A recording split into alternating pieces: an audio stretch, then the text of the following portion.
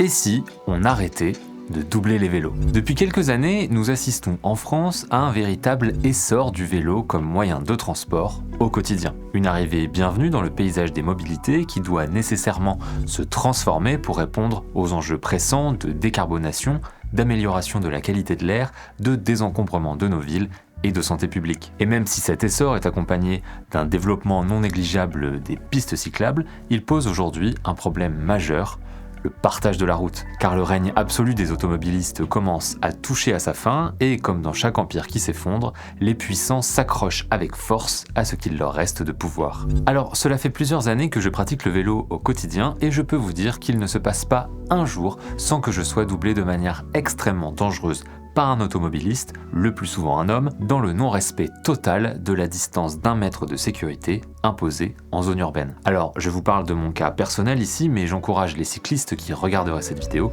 à partager leurs expériences. Ce qui me choque dans ces dépassements sauvages, au-delà de leur dangerosité, c'est que bien souvent, ils n'accomplissent absolument rien. La plupart du temps, l'automobiliste pile quelques dizaines de mètres plus loin, au niveau d'un feu rouge ou d'un stop. Il a donc mis en danger la vie d'une ou de plusieurs personnes et, ne l'oublions pas, consommé une sacrée quantité d'énergie, tout cela pour rien, si ce n'est satisfaire son incapacité totale à faire preuve d'un tout petit peu de patience. Et si, donc, on arrêtait de doubler les vélos?